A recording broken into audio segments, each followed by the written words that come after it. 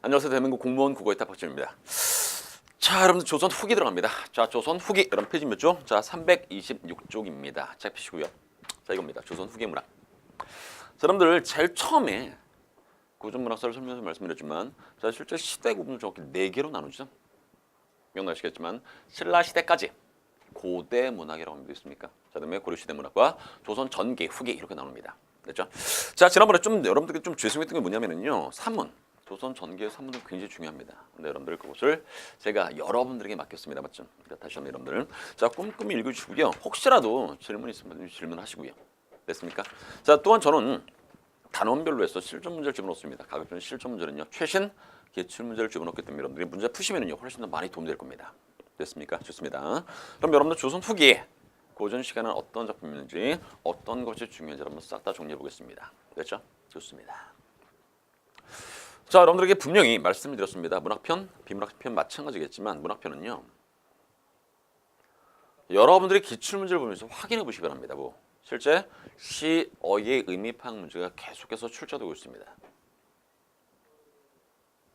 그렇죠? 시조와 관련돼서 시, 어의 의미 파악 문제가 나온다라는 이야기입니다. 그러면 결국 여러분들이 대비를 하실 때도 국문 국어도 마찬가지로 선언과 똑같이 대비를 하시는 겁니다. 그렇게 하시는 겁니다, 지금. 됐습니까? 물론 평소에 조금 알고 있어야 될 것들이 있었습니까? 그런 것들은 살짝 암기하시고요. 그 외에는요, 몽땅 다 손흥처럼 공부하셔도 여러분들 올해도 마찬가지입니다. 자, 올해 보시는 공무원 국어 여러분들 충분히 대비할 수 있을 겁니다. 그렇지 않습니까? 좋습니다. 자, 여러분 들어갑니다. 자, 조선 후기는요, 자, 분명 말씀드렸지만 임진왜란부터 시작해서 1592년이죠. 가보게요. 1894년입니다. 까지 창작된 문학을 조선 후기의 문학입니다. 말씀드립니다. 그랬을 때 가보개혁 이후, 즉 1894년 이후, 이게 바로 뭡니까? 현대 문학이죠. 그것도 여러분들 알겠고. 자, 밑에 보면은요, 조선 후기 문학의 특징이 있습니다. 이런 것들을 살짝 읽어주시기 바랍니다.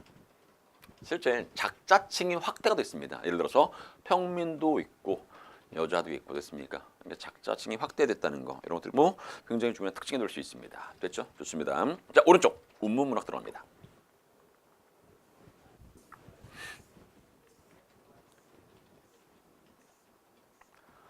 실제 보십시오. 실제 여러분들 제가 조금 걱정이 되는 게 뭐냐면요, 여러분 국문국어 시험을 보시면 알겠지만, 시험 기출문제를 보시면 알겠지만, 작품을 준 다음에 그 작품을 시대 순으로 배열하는 문제가 출제됩니다. 물론 최근이 아니라 조금 전에 그런 식의 문제가 출제됐습니다. 혹시라도 공무원 국어인데 그런 식으로 문제 출제될 수 있다는 입니다. 그렇기 때문에 반드시 여러분들 이런 친구들이 몽땅 다 오라는 것을 조선 후기의 작품이구나, 이런 정도는 정리를 하셨으면 좋겠습니다. 그러니까 쓱 읽어보시기 바랍니다. 됐죠? 쓱 읽어보시고 이런 것들이 조선 후기의 작품이라는 것을 살짝쿵 정리하시면은요, 실제 작품을 주고 시대 순으로 배우라는 문제도요, 충분히 풀 수 있다 없다? 있다라는 이야기입니다. 괜찮습니까? 좋습니다. 자, 밑에 시조 하나씩 보도록 하겠습니다. 실제 시조가 중요합니다. 시조 합니다. 김상헌님의 시조고요. 카노라 삼각산아 다시 보자 한강수야라고 되어 있습니다. 삼각산 지금의 북한산이죠. 그리고 자, 한강수는요, 흔히 말하는 한강. 자, 그랬을 때 두 개를 이렇게 연결시킨다면, 자, 각각의 원건임은 따로 있는 것이 하나 같습니다. 뭐 우리나라입니다. 부분을 가지고 전체를 설명하고 있죠. 즉 부분 삼각산과 한강수를 가지고서 우리나라 전체를 설명하고 있습니다. 이것을 무슨 법? 대유법이라고 합니다. 괜찮습니까? 대유법. 됐고, 고국산천을 떠나고자 하랴마는, 이게 바로 뭡니까? 화자에 처한 상황입니다. 지금 이제 화자는 어떤 상황입니까? 고국산천을 떠나려는 상황입니다. 정확히 말씀드리면요, 청나라에 볼모로 끌려가는 상황입니다. 괜찮습니까? 화자에 처한 상황. 됐고, 세절이 너무란 뜻입니다. 너무 수상하니 올똥말똥합니다. 내가 올지 말지 모르겠습니다. 그 말입니다. 걱정하는 거죠. 나라를 떠나면서 느끼는 그런 불안감도 있을 수 있고요, 걱정도 있을 수 있고요, 그 정도의 내용입니다. 됐습니까? 좋습니다. 자, 제가 뭐까지 집어넣냐면 여러분들 필수 핵심 정리 다 집어넣습니다. 참고로 보시기 바랍니다. 됐습니까? 뭐를 보라고 하는 거냐면 이런 거. 이런 것들을 봐주시라라는 얘기입니다. 가장 기본이니까. 됐습니까? 좋습니다. 자, 넘어갑니다. 2번입니다. 자, 2번은 이 시조가 나오면요 무조건 나온다. 감정이입 나옵니다. 자, 하겠습니다. 간밤에 울던 여흐입니다. 시냇물.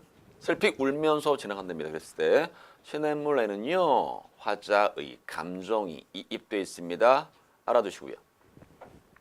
이제 생각하니 님이 울면서 보내셨습니다. 저 물을 거슬러 흐르게 하고 싶습니다. 이때 물이라는 친구도 마찬가지로 뭐 감정이입으로 설명할 수 있는 겁니다. 좋습니까? 거슬러 흐르게 하고 싶죠. 나도 울면서 가겠습니다. 이 말입니다. 주제 님에 대한 그림 됐습니까? 그래서 주제는 이 정도로 정리를 하시라라는 얘기입니다. 됐습니까? 대답.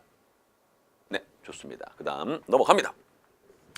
네, 여러분들 다시 말씀드리면 이런 시조는요 간단하게 정리를 하십시오. 그냥 여러분들 현대로 번역할 수 있으면 좋고 현대로 번역할 수 있다는 것은 최소 뭐 내용을 완벽히 이해할 수 있다는 얘기입니다. 그리고 하나 더 혹시라도 발사미 표현법에서 표현법이 나오면은요 그것 또한 정리를 하시면은요 시조는 끝이 납니다. 아무것도 아닙니다. 됐죠? 가사도 마찬가지입니다. 실제 여러분들이 고전시가 어려워해. 그럼 여러분 고민해 보십시오. 왜 수험생들이 고전시가를 어려워할까? 그 이유는 옛날 말로 되어 있죠. 그 이유는 바로 고어로 되어 있기 때문에 그렇습니다. 그러면 고어로 되어 있는 것을 뭐로 바꾼다면 현대어로 바꿀 수만 있다면 끝나는 거죠. 뭐. 거기에 하나 더 발상음인 표현법, 흔히 말하는 수사법까지 여러분들이 생각할 수 있으면 정말 아무것도 아닌 게 되는 겁니다. 그게 고전시가입니다. 오히려 현대문학보다 고전문학이 훨씬 더 쉽습니다. 됐죠? 좋습니다. 들어갑니다. 개미, 불개미, 잔등한 허리입니다. 허리가 부러진 불개미. 앞발의 정종이라는 것은 부스럼입니다. 피부병 나고 뒷발에 종기가 난 불개미입니다. 여기까지 괜찮죠? 넘어갑니다. 강릉 샘고개 넘어 들어가서 가람에. 가람은 호랑이죠. 호랑이. 봄. 호랑이의 허리를 가로 물고서 축혀들고 북해를 건넜다는 말이 있습니다. 여러분 생각해 보십시오. 잘 보십시오. 여기서부터 여기까지를 뚫어지고 보십시오. 잘 봐. 개미가요. 어떤 개미? 정말 보잘것없는 개미가 호랑이 허리를 물고 축혀들고서 바다를 건넜답니다. 말도 안 돼. 안 되지 않습니까? 그렇죠? 그러니까 결국 이 가로 열고 닫고 공제로 몽땅 다 뭡니까? 거짓이죠, 거짓. 이런 것들을 진실로 믿을 사람이 어디 있겠습니까? 자, 들어갑니다. 온놈이, 이때 온놈은요 나를 모함하는 자입니다. 다시 온놈은 뭐라고요? 나를 모함하는 자. 가 온 말입니다. 이때 온 말은 뭡니까? 나를 모함하는 말입니다. 나를 모함하는 말을 하여도 님이 짐작해 주십시오 이 말입니다. 님이 헤아려 주십시오 이겁니다. 결국 내가 한 모든 행동은요 잘못이 있다 없다? 없다. 나는 아무런 잘못이 없습니다. 결국 뭡니까? 이 시조 또한 자신의 결백을 주장하는 그런 작품입니다. 참고로 여러분들 가로 열고 닫고 했죠. 이게 바로 뭡니까? 온 말입니다. 거짓이라는 얘기겠죠. 됐습니까? 거짓말. 나를 모함하는 자 하는 말은요. 몽땅 다 이런 말이다. 이런 말 어떤 말? 결국 거짓말 이거 아닙니까? 됐죠? 그렇게 정리하시면 훨씬 더 쉽습니다. 됐고 자 넘어갑니다. 4번이죠. 귀뚜라미 저 귀뚜라미인데 이 친구 중요합니다. 귀뚜라미 저 귀뚜라미 하겠습니다. 귀뚜라미 저 귀뚜라미 어여쁘다 무슨 뜻? 불쌍하다란 뜻입니다. 지금은 정말 예쁘다란 뜻이죠. 의미가 바뀌었습니다.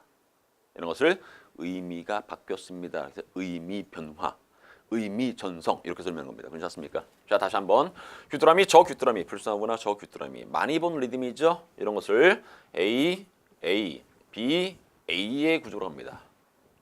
민요조의 리듬이 되겠죠. 민요조의 리듬. 이런 것을 민요조의 리듬이라고 합니다. 됐고 어인 귀뚜라미가 지난달 새는 밤 긴 소리 짧은 소리 마디마디 슬픈 소리입니다. 다시 한번 귀뚜라미 울음소리에 화자의 감정이 이입되어 있습니까? 정답은 네입니다. 네. 왜? 귀뚜라미 울음소리가 화자의 귀에는 어떻게 들려? 슬프게 들려 이거 아닙니까? 그러니까 당연히 귀뚜라미에는요 화자의 감정이 입됐습니다. 설명할 수 있습니다. 괜찮습니까? 넘어갑니다. 그다음 저 혼자 울면서 지내어서 사창에 여인이 거처하는 방의 창을 사창이라고 합니다. 여인잠을 살뜰히도 이거 아무것도 아닌 것 같죠? 문제 들어옵니다. 무슨 법? 반어법. 무슨 법? 반어법. 무슨 법?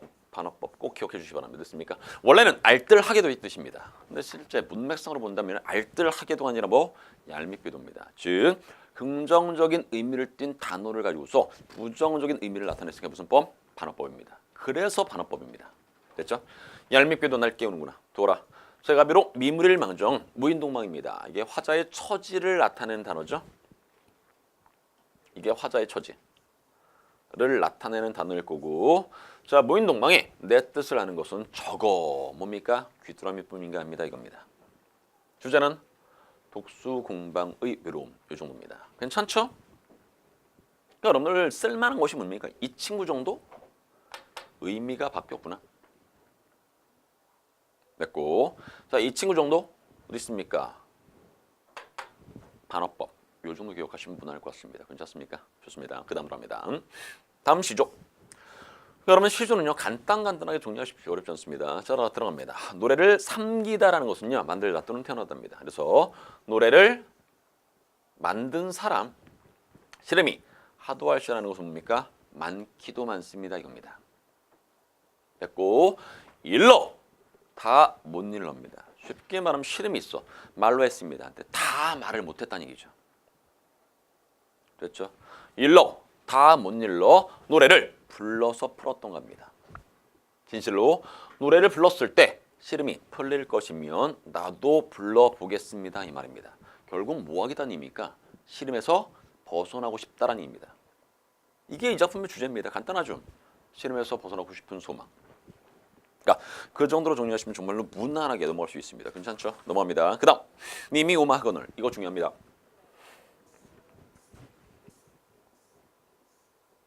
아무것도 아닌 것 같은데 굉장히 중요합니다. 자 보십시오. 님이 온답니다. 님이 온다고 하기에 저녁밥을 일찍 먹고 중문 나가서 대문 나가서 문지방 위에 올라가 앉았습니다. 과거에는요 문이 여러 개죠. 그러니까 중간에 문이 있고 제일 마지막에 대문이 있고 됐습니까? 여러분 지금 집도 마찬가지 아닙니까? 예를 들어서 여러분들이 단독주택에 산다고 생각해 보십시오. 여기도 문이 있죠. 현관문. 밖에 뭐 있습니까? 대문 있지 않습니까? 똑같습니다. 그러니까 중문 나갔어. 그리고 대문까지 나갔어. 그리고 대문에는요 뭐가 있습니까? 문지방이 있습니다. 그 위에 이렇게 올라 있습니다. 왜? 혹시라도 님이 오는 곳을 빨리 볼까 봐. 그만큼 보고 싶다는 의미입니까? 님을 보고 싶다는 얘기죠. 됐습니까? 넘어갑니다. 문지방 위에 올라가 앉아 이수로 가액하고입니다. 무슨 뜻? 손을 이마에 대다란 뜻입니다. 이게 이수로 가액하고의 말뜻입니다. 됐습니까? 오는지 가는지 누가? 님이 오는지 가는지 건너산을 바라보니 뭐 있습니까? 거머hit들이 있습니다. 거머hit들 검은색과 흰색이 섞여 있는 모양 이렇게 설명합니다. 그랬을 때 이때 이 거머hit들은 어떠한 기능이 있습니까? 님으로 착각하는 소재입니다. 다시 한번 뭐라고요? 님으로 착각하는 소재라고요. 됐죠? 검은색과 흰색이 섞여 있는 모양의 것들이 서 있거늘 저게 님이로구나. 아까 말씀드렸지 않습니까? 분명히 화자의 나는 뭘 보면서 거머hit들을 보면서 님으로 착각하고 있다는 의미입니다. 괜찮죠? 넘어갑니다. 버선부터 이렇게 가로 열었습니다. 어디까지? 여기까지 가로 닫았습니다. 잘 보십시오. 버선버섯 품에 품고 신버섯 손에 쥐고 겸비 님비 님비 곰비 천방지방 지방천방 진 곳 마른 곳을 가리지 않고 급하게 건너가서 여기까지 행동입니다. 누구의? 화자의 행동. 저렇게 화자가 하는 행동을 묘사했습니다. 통해서 뭘 짐작할 수 있습니까? 심리를 짐작할 수 있습니다. 어떤 심리? 그만큼 님이 보고 싶다는 얘기죠. 님에 대한 간절한 그리움 설명할 수 있습니다. 됐습니까? 님에 대한 간절한 그리움 까지 충분히 행동을 통해서 설명할 수 있습니다. 괜찮죠? 좋습니다. 정에 있는 말을 하려고 견눈으로 힐끗 봤더니 작년 7월 4일날 갈가벗긴 뭐였더라? 주출이 3대였다는 얘기입니다. 그러니까 이게 거머hit들의 실체가 되는 거죠. 흔히 말하는 3대 줄기입니다. 그랬죠? 살뜰이도 또 나왔죠. 다시 한번 여기 보셨습니까? 무슨 법? 반어법입니다. 아까 말씀드렸죠? 똑같습니다. 그러니까 이거 반어법이라는 거. 자, 반드시 기억하시고요. 얄밉게도 날 속였구나. 마침 밤이기에 망정이지 행여 낮이었더라면 나는 웃길 뻔하였구나 이겁니다. 사설 시조입니다. 주제는 님에 대한 간절한 그리움 이렇게 설명할 수 있습니다. 괜찮습니까? 좋습니다. 자, 그다음에 창을 내고자 이것도 마찬가지로 굉장히 중요한 작품이거든요. 한번 보겠습니다. 창을 내고자. 진짜 시험에서 이런 거 딱 넣으면 얼마 좋을까? 자, 이제 하겠습니다. 창을 내고자 이내 가슴에 창을 내고자. 잘 보십시오. 창 내고 싶대. 창을 내고 싶대. 어디에다가? 가슴에다가 창을 내고 싶습니다 이 말입니다. 마찬가지죠. AA, BA의 구조입니다. 민요조의 리듬이죠. 뭘 강조? 소망 강조. 소망을요 강조할 수 있습니다. 하나만 더 생각해 보십시오 여러분들. 가슴에 창을 낼 수 있다 없다? 없죠. 그러니까 결국 이 작품은요 불가능한 상황을 마치 가능한 것처럼 표현한다는 의미입니다. 됐죠? 넘어갑니다. 군모전제, 세살전제, 들장제, 열장제, 암돌 쪽에 수돌 쪽에 배목걸 씁니다. 그나큰 망치로 뚝딱 박아서 이 내 가슴에 창 내고 싶습니다 이겁니다. 똑같죠? 같은 말 참 여러 번 쓴다 그렇죠? 왜 창을 내고 싶냐면요. 이따금 너무 답답할 때면 창문을 열고 닫고 하겠습니다 이겁니다. 답답한 마음이 들었을 때 창을 열어서 그 답답함을 밖으로 내보내고 싶습니다 그 말입니다. 됐죠? 이것도 마찬가지겠죠. 이것도 결국 답답함에서 벗어나고 싶은 소망입니다. 끝이죠 뭐 있겠습니까? 그러니까 여러분들께 늘 말씀드렸지만 그렇게 어렵지 않습니다. 고전 시간. 특히 이런 시조 같은 거는요. 간단하게 이해하시면 딱 맞습니다. 딱 그 정도. 그 이상도 아니고 그 이하도 아니고 딱 그 정도. 그냥 현대로 번역할 수 있으면 좋겠고. 그리고 혹시라도 그 안에 표현법이 있으면 그 표현법까지 정리하시면 좋겠고요. 딱 그겁니다. 됐죠? 좋습니다. 그 다음 견회유 들어갑니다. 견회유도 중요한 작품 맞습니다. 이거. 자, 우선 견회의 말뜻은 설명하겠습니다. 이게 마음을 달래다 이 뜻입니다. 정확히 말씀드리면 마음을 달래는 노래입니다. 됐죠? 자랍니다.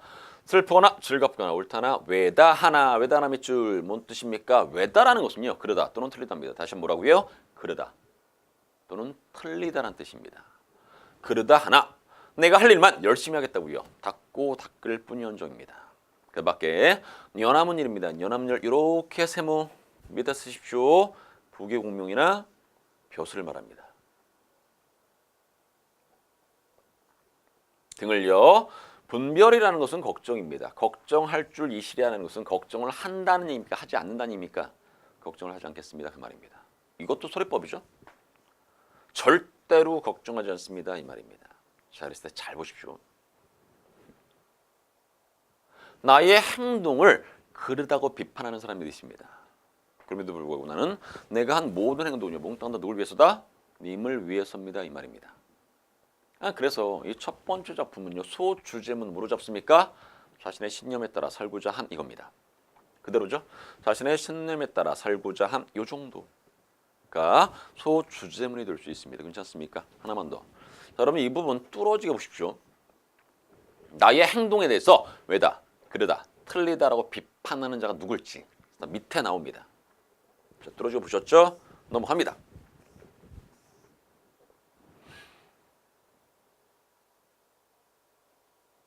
이 수가 딱 나왔어야 되는데.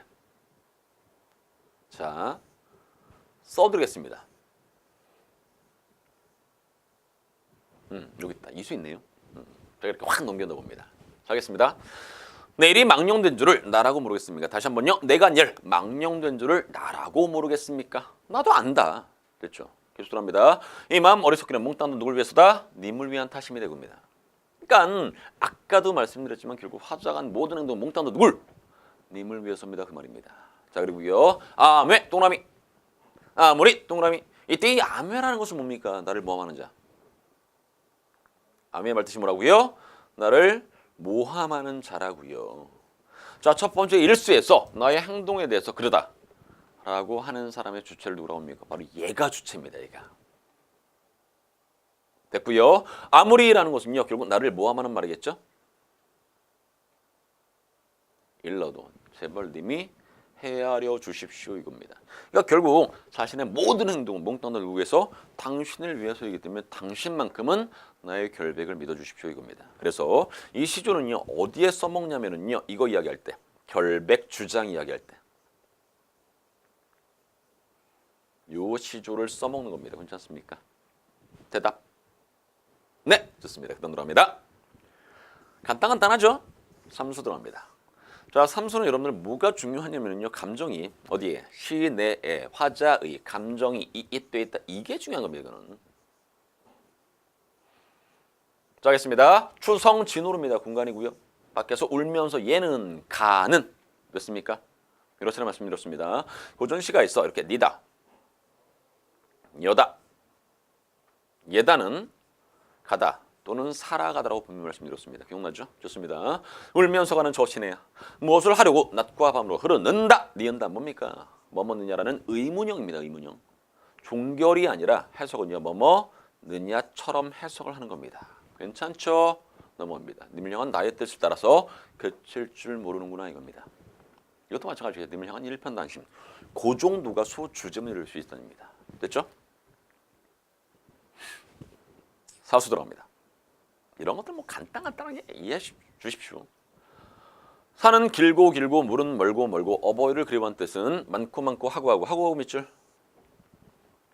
무슨 뜻? 많다라는 뜻입니다. 됐죠? 어버이를 그리워하는 뜻은 많고 이겁니다. 반복법 쓰고 있습니다. 어디서? 외기록이는요. 감정이입이죠. 울면서 간다고요. 주제는 뭘까? 어버이에 대한 그리움입니다. 이때 어버이는 부모님에 대한 그리움. 결국 뭐에 대해서 이야기합니까? 효에 대해서 이야기를 하는 겁니다. 괜찮죠? 넘어갑니다. 어버이를 그리워할 줄은 처음부터 알았지만 임금님을 향한 뜻 하늘이 만들었으니 삼기다 만들다 또는 태어나다 만들다 만들었으니 진실로 임금님을 잊으면 그것이 불효랍니다. 잘 보십시오. 임금님에게 하는 마음 뭡니까? 충. 부모님에게 하는 마음 뭡니까? 효입니다. 근데 결국 뭘 통해서 효를 충으로 확장시키고 있습니다. 왜? 임금님께 충성심하지 않는 것은 결국 뭐다? 불효다. 결국 효의 개념 뭐까지로? 충의 개념까지로 확대시켜서 설명할 수 있습니다. 그 말입니다. 이런 것을 확장이라는 단어로 쓰는 겁니다. 확장. 아 그렇구나. 효의 개념이 사수에 나온 효의 개념이 오수에서는요. 확장되고 있습니다. 이 설명은 맞습니다. 됐죠? 뭐 이런 것들이 어렵지 않고 넘어갑시다. 다시 말씀드리면 개관은 기본적으로 보십시오. 됐죠? 이런 개관은요. 기본적으로 보시는 게 훨씬 더 여러분들 공부하시는데 또는 시험 문제를 푸시는데 도움이 될 거라 생각합니다. 자, 다음에 오른쪽 만흥 들어갑니다. 만흥도 마찬가지겠죠? 자, 합니다. 만흥의 말뜻이 뭐냐면요. 흥겨움이 가득하다라는 뜻입니다. 실제로 이 작품은요. 뭘 기억해 주냐면 작품별로요. 이렇게 한자 성어가 박혀 있습니다. 중요합니다. 괜찮겠습니다. 산수간 바위 아래입니다. 이때 산수는 자연이죠. 자연 속. 바위 아래 띠집이라는 것은 띠플로 이은집 일명 추가집입니다. 됐습니까? 기노라니 그 이때 이 그라는 것은요. 뭘 받냐면 앞에 초장 전부를 받습니다. 됐죠? 전부를 받는다는 거.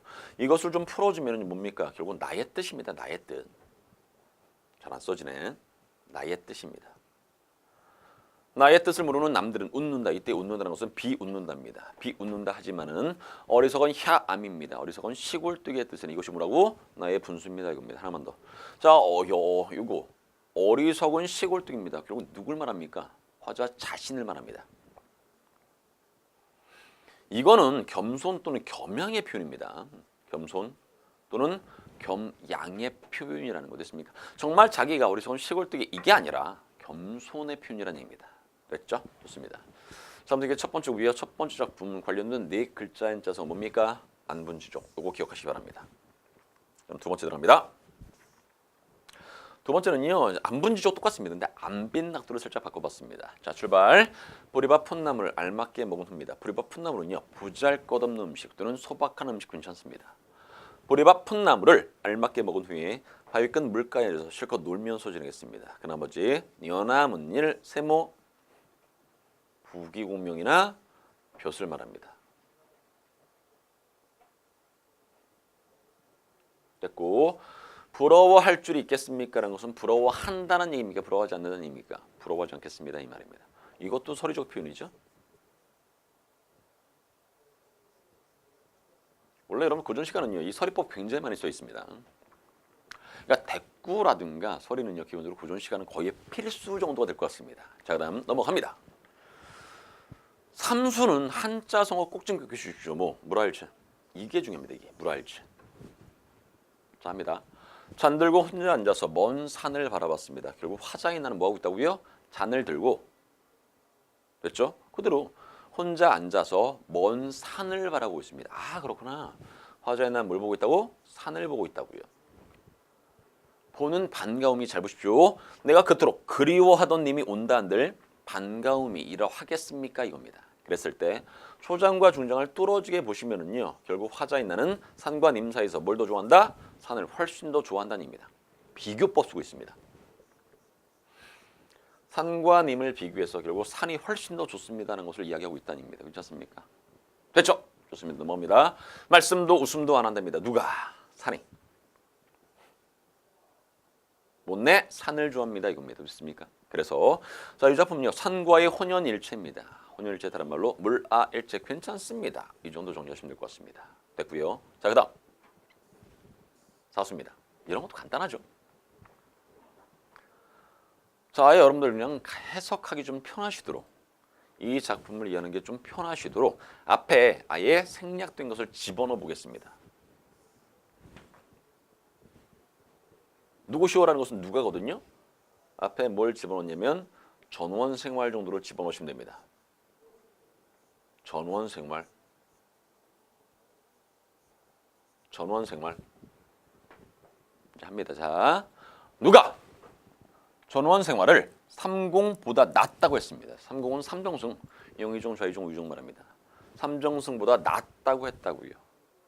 화자인 내가 생각할 때는요. 만승이 이만하겠습니까? 이때 만승은요. 만대술입니다. 원래는 굉장히 부유한 집안 이야기할 때 만승을 이야기하는데 여기서는요. 임금님의 지위입니다. 잘 보십시오. 다시 한번. 누가 이런 말을 했던 것을 화자인 내가 기억을 한다는 얘기죠. 누가? 전원생활이 삼정승보다 좋아. 전원생활이 훨씬 더 좋아. 이렇게 말할 때입니다.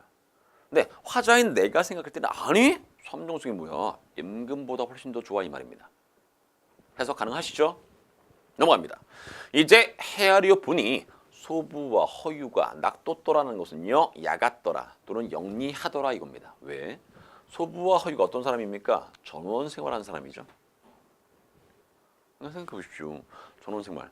삼정승보다 낫고 화자인 내가 생각할 때 누구보다? 임금보다 나. 그걸 누구나 알고 있었다는 의미입니까? 소부와 허유는 이미 알고 있었다는 의미입니다. 그러니 참 영리하구나. 그러니 참 야같구나. 좋은 거 지만하고 뭐 이런 거 아닙니까? 됐고 아마도 임천한흥입니다. 작품 핵심입니다. 임천이라는 것은 자연입니다. 섣불림자에다 샘천자 썼거든요. 자연. 한흥은요. 한가로운 흥취입니다. 비길 것이라는 것은 비교할 곳, 견줄 데가 없습니다. 이 말입니다. 됐죠? 이것도 마찬가지겠죠? 자연 속에서의 여유로움 정도 정리하시면 무난할 것 같습니다. 됐죠? 실제 원문 사수를 관련된 네 글자의 한자성어로 생각하시면요, 그냥 임천하는 그대로 쓰면 됩니다. 임천하는과 똑같은 뜻이 바로 강호한정 아닙니까? 됐죠? 넘어갑니다. 자, 그다음 오수입니다. 내 성, 이때의 성은 천성입니다. 천성, 타고난 본성. 게으르다는 것을 하늘이 아시고서 인간 모든 일, 한 가지 일도 맡기지 않았습니다. 결국 화자인 나는요. 인간의 모든 일 하나도 안 한다는 얘기입니다. 뭐하냐 이겁니다. 다만 다툴 사람이 없는 강산을 지키라고 하십니다. 됐죠? 그러니까 결국 나는 뭐한다? 하늘이 시켜서 지금은 강산을 지킵니다. 이겁니다. 강산을 지키려면 강산에게 와야 되겠죠. 됐습니까? 그래서 이걸 뭐라고 합니까? 자연귀의라는 말을 쓰는 겁니다. 그래서 이게 자연귀의가 되는 겁니다. 됐죠? 자, 그다음 원문 6수입니다. 강산이 좋다고 한들 나의 분수로 지냈겠느냐 또는 누워 있겠느냐 됐습니까? 또는 얻었겠느냐. 다시 한번요. 강산이 좋다 한들 나의 분수로 얻었겠느냐. 임금님의 은혜를 이제는 더욱 알 것 같다. 그냥 결국 화자인 내가 자연을 맛보 즐길 수 있는 것은 누구의 은혜입니까? 임금님의 은혜입니다. 그 말입니다. 됐죠? 넘어갑니다. 아무리 임금님의 은혜를 갚고자 하여도 갚을 길이 없습니다. 기호입니다. 임금님의 은혜에 대해서 감사하면서 마무리. 딱 이런 정도 글입니다. 무난하시죠? 그렇게 하는 겁니다, 여러분들. 그러니까 결코 어렵지가 않다라는 이야기입니다. 괜찮습니까? 대답. 네, 좋습니다. 여러분들 좀 제발 좀 부탁드리는데 현대어로 완벽히 번역할 수 있으면 좋겠습니다. 그러니까 제가 이게 쓱쓱 설명하지 않습니까? 근데 거기까지 가기 위해서는 굉장히 시간이 많이 걸립니다. 그러니까 반드시 여러분들 이러한 원문을 보면서 반드시 현대어로 바꿀 수 있는지를 꼭 고민해 보셔야 됩니다. 혹시라도 현대어로 바꿀 수 없으면요, 바꿀 수 있도록 공부를 하셔야 됩니다. 됐습니까? 좋습니다. 그 다음 5가입니다. 자, 이번 시간 마지막 작품이 되겠습니다. 오우가. 자, 하겠습니다. 5명의 친구죠. 오우. 알다시피 수석 송주월이죠. 하겠습니다. 내 벗이 몇이나 하니 수. 내 벗이라는 얘기죠. 수, 석, 송, 죽, 월. 이게 내 친구들입니다. 5명의 친구들. 수석, 송주월입니다. 괜찮습니까? 다시 한번. 내 벗이 몇이나 하니 수, 석, 송, 죽. 다음 줄 달, 월입니다. 그것이 더욱 반갑구나. 두어라. 이 5개 밖에 5이라는 것은 동그라미 5개입니다. 수석, 송주, 월입니다. 밖에 또 더해서 무엇 하겠습니까? 라는 것은 더할 필요가 있다 없다? 없다죠. 결국 뭘 소개하고 있습니까? 오우를 소개하고 있습니다. 그리고 다음 작품부터는요. 하나하나씩 다 설명을 하는 겁니다. 물은 이래서 좋고 석은 이래서 좋고 송은 이래서 좋고 다 이겁니다. 됐습니까? 자, 하겠습니다. 이수. 구름빛이 좋다 하나. 이때 좋다라는 것은 깨끗하다죠. 잘 보십시오. 필기를 이렇게 하시기 바랍니다. 구름세모. 구름빛이 깨끗해. 근데 문제는 뭔지 아십니까? 검기를 자주 합니다. 바람소리 역시 세모. 맑아. 네, 그칠 때가 많습니다. 됐죠? 깨끗하고도 그칠 줄 없는 것은요. 그칠 데가 없는 것은 무엇뿐이다? 물뿐입니다. 이겁니다. 그러니까 물장 이거죠. 그러니까 결국 이 작품을 보시면 알겠지만 구름과 바람소리와 물을 이렇게 대비시키고 있습니다. 즉 물은 어떻다고요? 깨끗하고도 그칠 데가 없는 물에 대한 예찬. 이게 두 번째 작품입니다. 대조법 가능하죠? 앞에 있는 세모와 뒤에 있는 동그라미가 이렇게 대조되고 있습니다.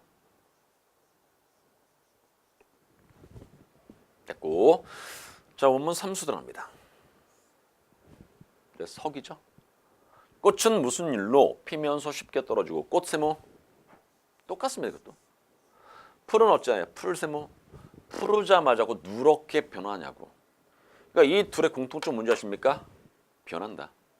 유한하답니다. 됐습니까? 아마도 변치 않는 것은 무엇뿐인가? 바위뿐인가입니다. 이겁니다. 그래서 변함없는 바위 예찬 이겁니다. 여기도 마찬가지로 무슨 법? 대조법이 있죠. 여기도 대조법이 있습니다. 됐죠? 자, 그 다음 넘어갑니다. 5수부터. 그러니까 앞에 4수까지는요. 소개하는 것이 뭔지 다 알 수 있습니다. 제일 첫 번째는 수였죠. 두 번째는 석이었습니다. 됐습니까? 자, 하겠습니다. 5수. 나무도 아닌 것이 풀도 아닌 것이. 다시 한번요. 나무도 아니야. 근데 풀도 아니야. 곧기는 누가 시킨 것이며 속은 어찌 비었는 겁니까? 굉장히 곧고 속은 비어있고. 그리고 뭘 말합니까? 대나무. 죽을 말하는 거 아닙니까? 저로도 4계절 내내 푸르니 그를. 이때의 그는 뭡니까? 이게 대나무입니다. 이게 대나무입니다. 대나무. 그래서 나는 대나무를 좋아합니다. 이겁니다. 이것도 대나무 예찬 이거 아닙니까?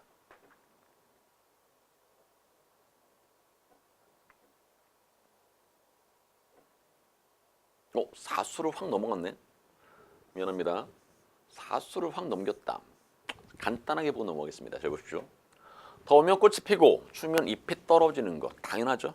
더우면 꽃이 피어 추우면 잎이 떨어져 당연한데. 근데 잘 보십시오. 소나무야. 너는 어찌 눈과 설이라는 시련의 역경을 모르느냐. 여러분들 보시면 알겠지만 이 소나무는요. 사계절 내내 푸르죠. 눈서리를 모른다입니다. 됐습니까? 구천에는 땅속이죠. 깊은 땅속에 뿌리가 곧은 줄을 그것으로 해서합니다. 이겁니다. 소나무 짱 이거 아닙니까? 여러분들이 내용을 잘 보시면 알겠지만 제일 첫 번째 물장, 두 번째는 석장, 세 번째는 송장, 아까 말씀드렸던 대나무, 죽장 이겁니다. 간단하죠? 이거 어렵지 않다는 얘기입니다. 자, 그 다음 넘어갑니다. 여기까지 했습니다. 우수. 맞죠? 자, 육수 들어갑니다. 작은 것이 높이 떠서 만물을 다 비춥니다. 그럼 이때 이 작은 것은 뭘까? 아시겠지만 달입니다. 작은 것이 높이 떠서 만물을 다 비추니 밤중에 광명이 너만한 것이 또 있겠느냐. 하나 더 장점이 있습니다. 보고도 말을 안 해. 그래서 진정한 나의 버신가입니다. 이겁니다. 월장 이거 아닙니까? 달장.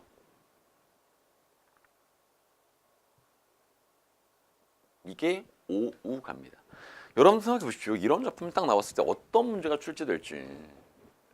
그러니까 여러분들이 어떤 식의 문제가 출제돼도 당연히 다 맞출 수 있습니다. 뭐만 한다면 현대어로 번역만 할 수 있다면 딱 그겁니다. 그러니까 제가 여러분들이 누차 강조하지만 여러분들 구전 시간은요. 계속해서 현대어 번역을 끊임없이 연습하셔야 됩니다. 그러면 돼. 그럼 충분히 여러분 어렵지 않게 고전 시간을 완전하게 마스터할 수 있습니다. 괜찮습니까? 좋습니다. 자, 그러면 오늘 여기까지 할 거예요. 여러분들 다음 시간은요. 가사입니다. 가사도 마찬가지입니다. 내용이 굉장히 길죠. 자, 특히 조선 후기의 가사는 굉장히 중요합니다. 그렇다고 해서 다 하는 건 아니고요. 정말로 필요한 작품 몇 개 설명하고서 마무리 짓도록 하겠습니다. 이제는 강의가 거의 끝나죠. 고전 시간 끝나면 현대문학으로 넘어갈 겁니다. 그렇죠? 현대문학 끝나면 비문학으로 넘어갑니다. 비문학 끝나면 화법, 장문도 이렇게 넘어갑니다. 이제 얼마 남았습니다. 그렇죠? 여러분들 잘 따라오셨으면 좋겠습니다. 괜찮죠? 좋습니다. 자, 오늘 여기까지 하겠습니다. 고생하셨습니다.